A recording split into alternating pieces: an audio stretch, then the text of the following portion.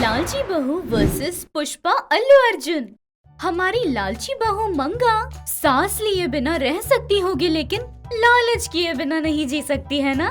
तो फिर उस मंगा ने इस बार क्या हंगामा किया, ये हम आज के एपिसोड में देखेंगे। एक दिन मंगा की दोस्त सुजाता है ना, अरे वही जी, शक्कर वाली सुजाता। वो एक दिन मंगा के घर आकर हॉल में बैठी गंगा को देखकर, नमस्ते बड़ी माँ, कैसी हैं आप? तबीयत वगैरह तो ठीक है ना? अरे सुजाता तू आ बेटा, हम लोग तो ठीक है, लेकिन तू कैसी है? बच्चे और पति कैसे हैं? सभी लोग ठीक है बड़ी माँ। हम लोग तिरुपति जा रहे हैं। मंगा को भी ले जाऊंगी सोचकर पूछने आई थी। वैसे ये है कहाँ बड़ी माँ? ऐसे पूछते ही आंखों के सामने फट से आकर, और कहाँ रहूंगी, याद करते ही सामने प्रकट हो जाती हूँ। वैसे क्या बात है, तिरुपति जा रहे हैं? हाँ जा रहे हैं, तू भी चलना हमारे साथ। क्या बड़ी माँ, भेजोगी क्या फिर?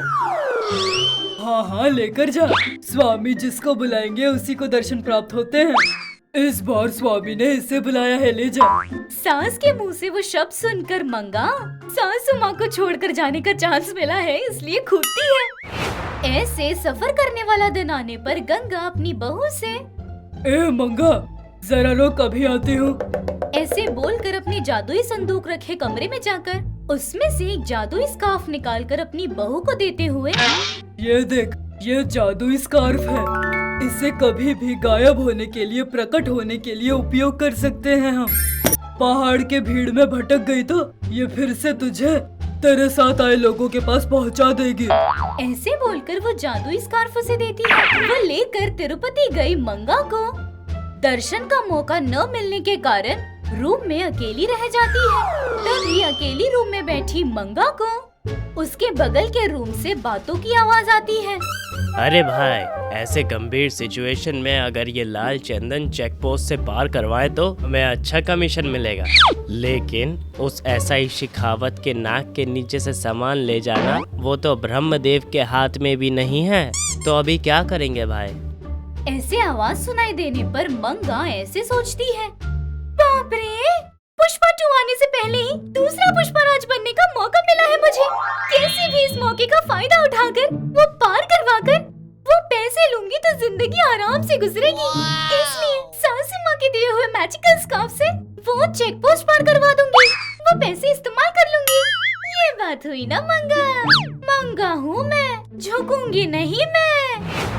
ऐसे बोलकर उस कमरे में जाकर उन लोगों को मनाकर उस डील में उसे ज्यादा कमीशन आए इस बार में बात करके जादुई स्कार्फ की मदद से उस सामान को गायब करके चेक पोस्ट के बाहर प्रकट होते हुए उस जंगल में लाल चंदन के स्मगलर्स को बहुत मदद करते हुए अपनी सासू के दिए हुए मैजिकल स्कार्फ को बहुत ज्यादा मिसयूज कर रही थी। वहाँ बहू को स्कार्फ देने वाली उस पर भरोसा न होने पर गंगा एक इंडिकेशन कैंडल को अपने कमरे में रखती है। अगर बहू ने किसी पावर को मिसयूज कर लिया तो वो एकदम काला पड़ जाता है। ऐसे काले हो रहे कैंडल को देखकर गंगा, कितना भी समझा लो, ये लड़की तो बिल्कुल नहीं सुधरती है। मेरे दिए हुए स्कार्फ से न जाने क्या कर रही है वहाँ पर। आने दो, बताती हूँ मैं इसे। ऐसे बहू छोटी सी बात पर लालच करती होगी सोचकर चुप बैठ जाती है। वहाँ देखने पर मंगा का धंधा बहुत जोरों शोरों से हो रहा था। उतने में तिरुपति गई हुई शक्कर वाली सुजाता घबराते हुए गंगा के पास आकर, बड़ी माँ, अरे तुमने मंगा को कोई मैजिकल स्कार्फ दिया है ना? उससे वो लड़की शेषाचलम जंगल में पुष्पा राज का अवतार धारण करके झुकेगा नहीं कहकर लाल चंदन के स्मगलर्स को हेल्प कर रही है। हमारा काम पूरा हो गया, दर्शन भी प्राप्त नहीं हुए ना। चल घर चलते हैं, कहा तो नहीं सुन रही। इसलिए बड़ी माँ, मैं घबरा गई और आ गई। वो तो एकदम मवाली की तरह झुकेगा नहीं कहकर बहुत बढ़ रही है वहाँ। ऐसे बोलते ही गंगा को बहुत गुस्सा आकर, ये लालची लड़की इतने दिनों तक छोटे मोटे काम कर रही है, सोचा तो अभी ये कारनामे भी शुरू कर दिए। बताती हूँ मैं इसे। अच्छे काम के लिए मैंने मैजिकल स्कार्फ दिया था, वो झुकूंगी नहीं कहकर फालतू काम के लिए वापर रही है। ऐसे बहू क्या कर रही है वो मैजिकल ग्लोब से देखने पर वहाँ मंगा एक पार्टी से डील बात कर रहे थे। चिंग चाक आए चंग चंग छुंग छा खचा खचा। अरे चौक नहीं, डस्टर नहीं, बोला ना, 4 करोड़ देने पर माल तुम्हारे गोडाउन पहुंच जाएगा। मंजूर है तो पैसे देकर जाओ, नहीं तो पीछे मुड़े बिना चले जाओ। उतना ही, लेकिन पैसों के मामले में झुकूंगी नहीं। ऐसे उसे इतने एटीट्यूड से बात करता देख गंगा, क्या रे, तुझे 4 करोड़ चाहिए? जरा रुक, तू गधों के साथ ना बांध दिया ना तो मेरा नाम बदल देना। ऐसे बोलकर उस जादुई स्कार्फ में जो भी शक्तियाँ थी उसे गंगा निकालते ही एकदम चेक पोस्ट के पास आने पर गायब हुई गाड़ी पुलिस के सामने आकर खड़ी होती है।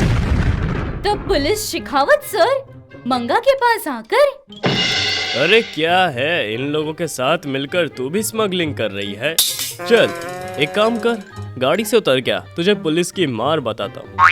ऐसे बोलकर मंगा को अरेस्ट करके ले जाकर हाथ पैर उसके तोड़कर 1 हफ्ते बाद छोड़ते हैं। तब मंगा बहुत मुश्किलों से लंगड़ते हुए घर पहुंचती है। वो देखकर गंगा एकदम अनजानों की तरह, क्या रे बहू, ऐसे लंगड़ते हुए आ रही है, क्या बात है?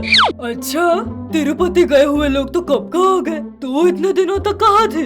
स्वामी ने तुझे छोड़ा नहीं क्या? जी सासू माँ, स्वामी को एकदम मन भर के देखने का मन कर रहा था, इसलिए उन्हें भेजकर मैं वहीं पर रुक गई। अच्छा, मेरा दिया हुआ मैजिकल स्कार्फ कहाँ है, यहाँ दे। ऐसे कहते ही वो बात सुनकर मंगा, बाप रे, पुलिस के दिए हुए मार से कहीं मिस हो गया पता चला तो ना जाने ये क्या कहेंगी।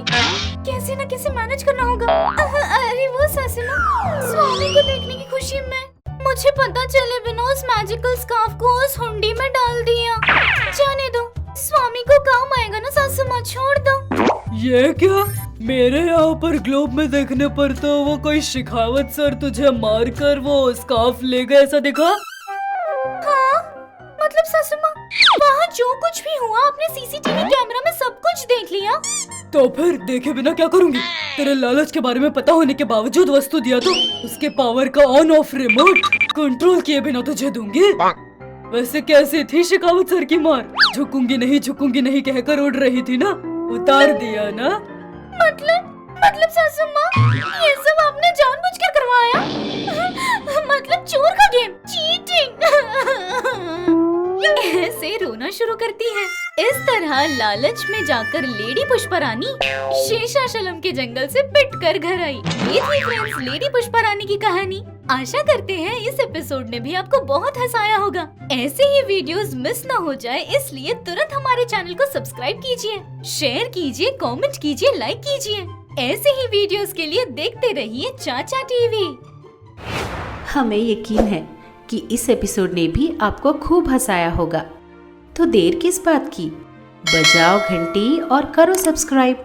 आप गंगा के फैन हो या मंगा के, ये जरूर बताना। ऐसे और मजेदार वीडियोस के लिए देखते रहिए चाचा टीवी।